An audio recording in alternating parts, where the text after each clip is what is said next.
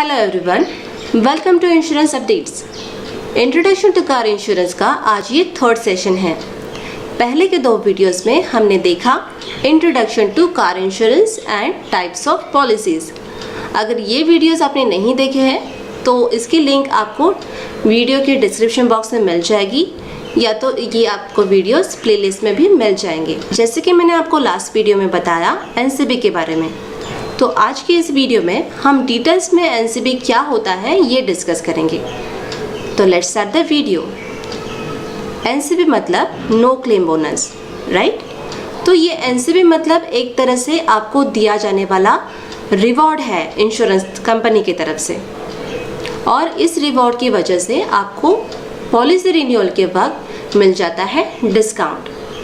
तो ये है फ़ायदे वाली बात। पर ये एनसीबी मिलने की कुछ कंडीशंस हैं, राइट? अब देखेंगे ये एनसीबी आपको किन कंडीशंस पे मिलेगा। अगर हम इंश्योरेंस पॉलिसी लेते हैं और इंश्योरेंस टेन्योर के दौरान कोई क्लेम नहीं करते तो हमें ये बोनस मिलेगा। हम जब पॉलिसी रिन्यू करेंगे तब हमें पॉलिसी में कम पैसे लगेंगे, यानी कि डिस्काउंट मिलेगा। इसी को कहते हैं नो क्लेम बोनस। अगर हमने हमारी पॉलिसी का पूरा ख्याल रखा, यानी कि आने वाले सालों में पॉलिसी का क्लेम नहीं किया, तब हमारा एनसीबी का बोनस परसेंटेज भी बढ़ेगा। सिंपल लैंग्वेज में मुझे एनसीबी के चलते पॉलिसी रिन्यूअल पे और ज़्यादा डिस्काउंट मिलेगा, राइट? याद रखिए एनसीबी सिर्फ ओडी यानी कि ओन डैमेज पर ही मिलेगा, ये टीपी पे एप्लीकेबल नहीं है। ओके, तो चलिए अब देख लेते हैं एनसीबी स्लैब चार्ट। आपके स्क्रीन के ऊपर ये चार्ट अभी दिख रहा है। फर्स्ट ईयर में क्लेम नहीं होता है तो 20% मिलेगा। अगर सेकेंड ईयर में भी क्लेम नहीं होता है तो एनसीबी बढ़कर 25% हो जाएगा। थर्ड ईयर में भी क्लेम नहीं होगा तो ये बोनस 35% हो जाएगा। अगर चौथे साल में भी क्लेम नहीं होगा तो ये 45% हो जाएगा। पाँचवें साल में भी ये क्लेम नहीं होगा तो 50% हो जाएगा। Maximum accumulation of NCB is up to 50%, मतलब 50% ये मैक्सिमम है। तो चलिए एक एग्जाम्पल के ज़रिए इसे चेक कर लेते हैं। वरुण ने एक नई कार खरीदी और उस पर इंश्योरेंस लिया, ठीक है। वरुण ने पॉलिसी के टेन्योर के दौरान कोई भी क्लेम नहीं किया, तो at the time of first renewal उसको 20% एनसीबी बोनस मिलेगा।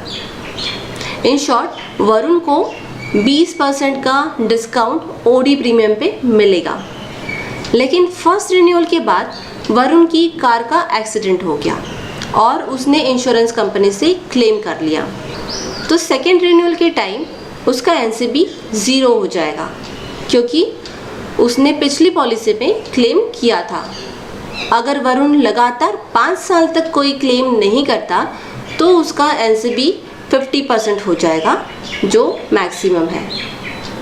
एनसीबी अगर किसी इंडिविजुअल के नाम पे हो तो उस इंडिविजुअल को ये बेनिफिट मिलेगा, और अगर कार किसी कंपनी के नाम पे रजिस्टर्ड है तो उस कंपनी को एनसीबी मिलेगा। अगर वरुण अपनी पुरानी कार किरण को बेचता है और साथ ही साथ उस कार की इंश्योरेंस पॉलिसी भी ट्रांसफ़र करता है, तब एनसीबी कैसे काम करेगा?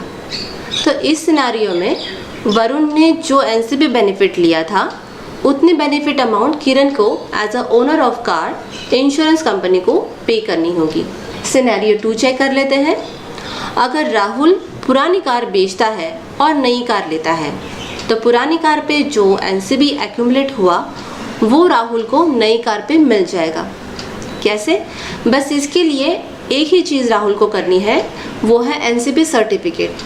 पुरानी कार बेचते वक्त राहुल को इंश्योरेंस कंपनी से एनसीबी सर्टिफिकेट लेना होगा, और एनसीबी सर्टिफिकेट ये जो है इसकी वैलिडिटी जो होती है 3 इयर्स की होती है। मतलब राहुल ने पुरानी कार बेची और इंश्योरेंस कंपनी से एनसीबी लेके रख लिया। अब 3 साल के अंदर राहुल ने नई कार खरीदी, तो ये एक्यूमुलेट किया हुआ एनसीबी उसे नई कार की इंश्योरेंस पॉलिसी पर मिल जाएगा। इसमें अगर राहुल इंश्योरेंस कंपनी चेंज करता है तब भी ये बेनिफिट इसको मिल जाएगा। राहुल को सिर्फ इतना करना होगा कि एनसीबी सर्टिफिकेट की इन्फॉर्मेशन जो है वो इसको इंश्योरर को इंश्योरेंस कंपनी को देनी होगी। इसी तरह एनसीबी की हेल्प से हम इंश्योरेंस पे ज़्यादा से ज़्यादा पैसे बचा सकते हैं, राइट। तो अब हम जानेंगे कि इस एनसीबी को क्लेम होने के बावजूद कैसे प्रोटेक्ट कर सकते हैं।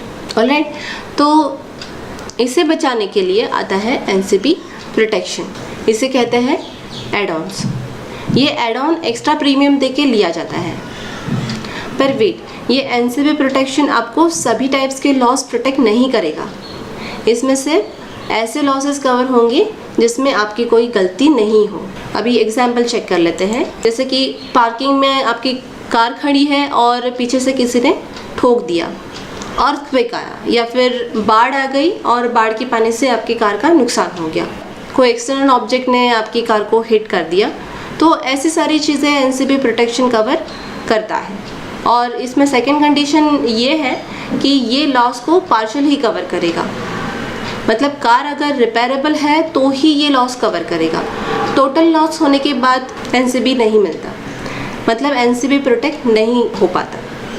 अगर मैं इस बात को समराइज़ करूं तो आपकी कार का डैमेज जिसमें आपकी गलती ना हो तो क्लेम करने के बावजूद आपको एनसीबी का बेनिफिट मिलेगा अगर आप एनसीबी प्रोटेक्शन लेते हैं तो ये थी एनसीबी के बारे में इम्पोर्टेंट जानकारी। इसी के साथ मैं आज का ये सेशन ख़त्म करती हूँ। इंश्योरेंस से जुड़ी सारी लेटेस्ट अपडेट्स के लिए इंश्योरेंस अपडेट्स को सब्सक्राइब कीजिए और साथ ही साथ बेल नोटिफिकेशन आइकन भी प्रेस कर लीजिए ताकि आपको आने वाली सारी अपडेट्स टाइम से मिल सकेगी। Thank you for watching.